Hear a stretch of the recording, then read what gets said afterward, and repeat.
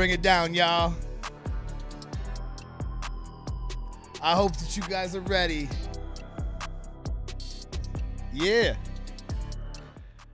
And relax as we get into another one of these industry secrets. Welcome back to the YouTube Barber Academy. 127,000 subscribers later, 400 videos to help you learn. And if you want to subscribe, keep it locked right here, right now. And you can also become a member. And members are going to enjoy the benefits of today's show because we're going to be doing the giveaway. And one of them might win. So welcome back. I appreciate you all jumping up in here. And today, we're going to get right into it. This is not like a normal live. Obviously, this is prepared. Obviously, I got my shit together, and it is time to talk about a few industry secrets.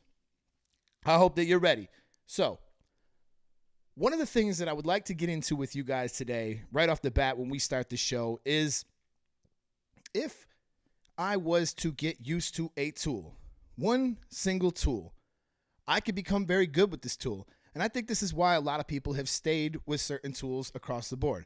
Let's set aside hair cutting just for a second. Let's say that you're a sword fighter and you fight with swords and somebody hands you a completely different sword, different weight, different size, different everything. All of a sudden you start losing battles and you ain't going to be around that much longer, right? Or let's say that you're a golfer. You got used to a club a certain way, a certain type of certain thing, and it reacts a certain way. Your body got used to it. Your brain got used to it. And all these automatic functions that are happening in your head are just automatically happening, and you're not even cognizant of them. You're not even thinking of them. They're just there, all right? So let's go back to barbering for a second as I share with you something that I think I've stumbled upon as an industry secret, all right? So what if, I think a good question to ask for you guys, and if you guys want to drop a comment, I'd be more than happy to hear this, but how many clippers does a barber typically have on his station? Clippers. I'm not talking about trimmers. I'm not talking about stuff like that. I think the answer is probably upwards of 4, maybe 5. I'm not sure, but I know for a fact it's more than one. And one of the reasons why it is more than one, let's resume this video and let's go back to the beginning and pop up my sound. Okay, so one of the reasons why it's more than one is because not all of these are going to be able to do the same things, okay? So if I just stop this video right here, you're going to notice that this is the Gamma Boost and this is the Gamma Rebel. And one of them has a fade blade and one of them comes equipped with the Fusion, which we are calling the Vapor Blade.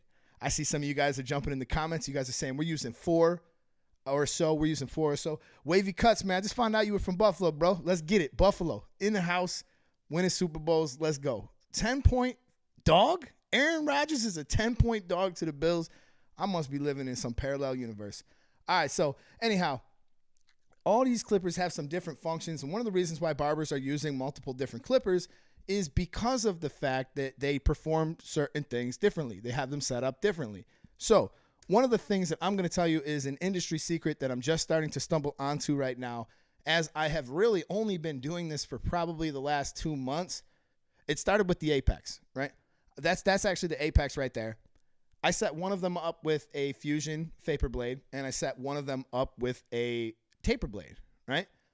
And then I realized instead of switching sizes, instead of switching weights, instead of switching things that my brain automatically knows, does, flicks, lifts, weight, everything, it was exactly the same weight, the same size, the same shape, the same feel. Every single thing was the same. So when I picked it up, of course I was more accurate, just like I was talking about with that sword fighter. Of course I was doing better work. Of course, all of a sudden, instead of switching to a completely different size, a completely different form factor, I had the same one, and I noticed that I was spot on accurate. So I wasn't 100% sure, so I wound up actually doing the same thing to my saber. This is actually the saber right here, and I wound up doing the exact same thing to my saber, one with a Fusion blade, one with a taper blade, and I was kind of really impressed by my work. But not only was I impressed by my work, I was impressed by the speed in which I was accomplishing my work. So I think that's a huge factor right there. Oh, you're not. I think that's a huge factor right there, actually. So one of the things that I'm going to definitely say goes down as an industry secret, and I'm not necessarily talking brands. Of course, I represent Gamma, and of course, if you guys want to use my code Eddie, save 10% off. And to be honest, that's not even how I'm getting paid anymore. So if you guys use my code, great. If you don't, that's fine.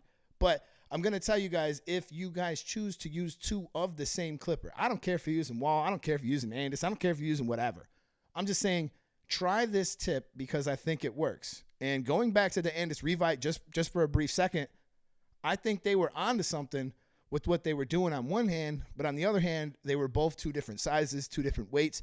And I think if they were both exactly the same, maybe with a color difference to tell them apart, that's cool. But if they were both exactly the same, it would fit into this category, into this industry secret. All right. So the next thing that I want to talk about for you guys is we recently did a video where I promised that I would do a giveaway. And one of the things that you had to do in that giveaway, and I strategically, this was strategery, as George Bush would say. This was strategery. Strategically, I put this right after the fall-off point. And the fall-off point, for those of you guys who don't know, what is going on here? Why is this not? Hold up, y'all. Hold up. We're in the wrong place. Right, wrong place, right time. Oh, it's signed out of my account. So anyhow, I strategically placed this right after the fall-off point of my video. All right. And most of you guys quit watching after 4 minutes. I know that's not most of you guys who are in there, but we're actually going to pick a winner out of the comments. And I'm going to go ahead and I'm going to use my phone, which I got to disconnect it because there's actually another cool feature that I'm going to show you guys. And there is a feature of this that I want to share with you, and along with the next industry secret that we're going to do in just a second.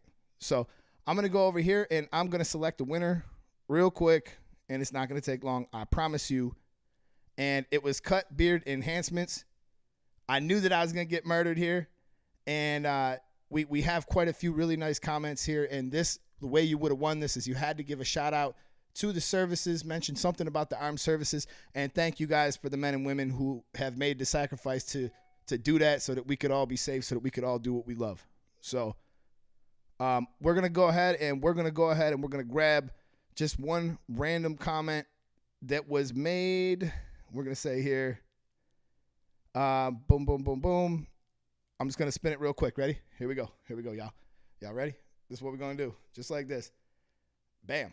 I don't know who that is, but it does appear. She did. It was Heather Lynn, and too bad she didn't mention the service members. Let's see if she did though. I'm gonna look. We'll see if she did in any of these other ones here. Nope, she did not, unfortunately. All right, so I'm gonna spin this one more time, y'all. Bam. Top one. Blackfoot 71. You are the winner. Blackfoot 71, I'm going to reach out to you. You guys are going to be a winner.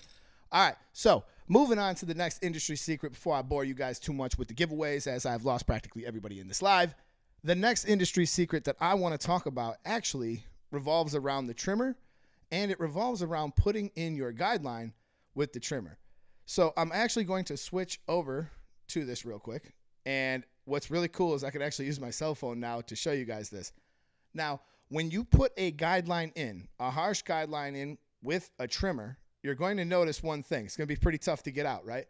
But that's because a lot of you guys are putting this guideline in upside down.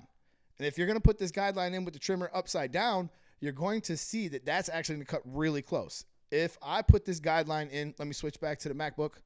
If I put this guideline in with my trimmer facing downwards, it's actually going to leave a little bit more hair, which is going to be a lot easier to get that line out. So one of the things that a lot of people like to do is they don't like to put in a harsh guideline. They might use a clipper or something like that.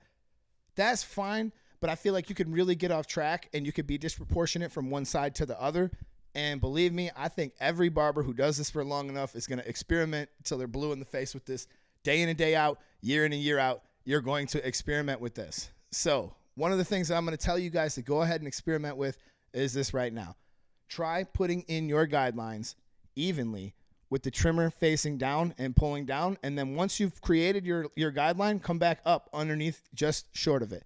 What you're going to realize is it's actually going to remove all the way down to practically nothing for one. And for two, it's going to leave a lot less work with the electric shaver. So those are the things that I want you to give a try to. And you're going to notice that you're going to be more proportionate.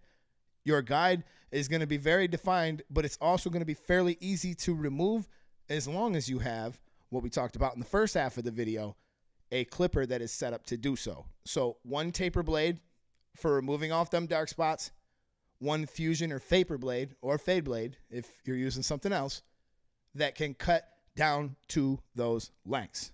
All right. I hope that you guys enjoyed this quick rendition of industry secrets. And I appreciate you guys all for jumping in here. So with that being said, we are going to leave it at that. And I'm not sure what happened to my music, but it was supposed to come back on. But we're going to leave it at that. And I appreciate you guys all for jumping in and joining. And this is the YouTube Barber Academy. I'm Mr. Eddie Barber. And I'm going to come at you live just like this in another video real soon. All right? Peace.